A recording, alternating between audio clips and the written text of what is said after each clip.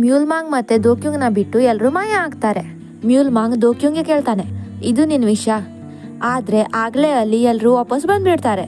ಮತ್ತೆ ದೋಕ್ಯುಂಗ್ಗೆ ಅನ್ಸತ್ತೆ brain tumour ನಿಂದ ಅವಳಿಗೆ ಹೆಲಿಸಿನೇಷನ್ ಆಗ್ತಿದೆ ಅಂತ. ಆಫೀಸ್ನಲ್ಲಿ ದೋಕ್ಯುಂಗ್ಗೆ ಅವಳ ಕಲೀಗ್ ಹೇಳ್ತಾಳೆ, ನಿನ್ನನ್ನ ನೋಡ್ಲಿಕ್ಕೆ ಅಮೆರಿಕದಿಂದ ಯಾರೋ ರೈಟರ್ ಬಂದಿದ್ದಾರೆ. ದೋಕ್ಯುಂಗ್ ನೋಡಿದಾಗ ಅಲ್ಲೂ ಮ್ಯೂಲ್ ಮಾಂಗ್ ಇರ್ತಾನೆ.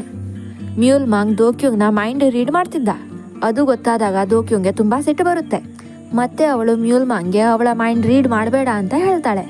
ಅದಕ್ಕೆ ಮ್ಯೂಲ್ ಮಾಂಗ್ ಹೇಳ್ತಾನೆ, ನಾನು ಅದನ್ನ ರೀಡ್ ಮಾಡಲ್ಲ, ಅದು ಹಾಗೆ ನನಗೆ ಕೇಳಿಸುತ್ತೆ. ನಿನ್ಗದು ಇಷ್ಟ ಇಲ್ಲ ಅಂದ್ರೆ ನನ್ಗೆ ನಿನ್ ವಿಷ್ ಹೇಳು, ಯಾಕಂದ್ರೆ ನನಗೆ ನನ್ನ ಕ್ಲೈಂಟ್ನ ಮೈಂಡ್ ರೀಡ್ ಮಾಡ್ಲಿಕ್ಕೆ ಪರ್ಮಿಷನ್ ಇಲ್ಲ. ಆದ್ರೆ ದೋಕ್ಯುಂಗ್ ಅಲ್ಲಿಂದ ಎದ್ದು ಹೋಗ್ತಾಳೆ. ದೋಕ್ಯುಂಗ್ ಆಫೀಸ್ನಿಂದ ಹೊರಗೆ ಬಂದಾಗ ಅವಳಿಗೆ ರೋಡ್ನ ಆ ಕಡೆ ಮ್ಯೂಲ್ ಮಾಂಗ್ ಕಾಣಿಸ್ತಾನೆ. ದೋಕ್ಯುಂಗ್ ರೋಡ್ ಕ್ರಾಸ್ ಮಾಡ್ತಾ ಅನ್ಕೋತಾಳೆ, ನಮ್ಗೆ ಸಾವು ವಿನಾಶ ಎಲ್ಲ ಕಣ್ಣಿಗೆ ಕಾಣದೇ ಇದ್ದಾಗ ನಮ್ಗೆ ಏನೂ ಅನ್ಸಲ್ಲ, ಆದ್ರೆ ಯಾವಾಗ ಅದು ಕಣ್ಣಿಗೆ ಕಾಣಿಸುತ್ತೆ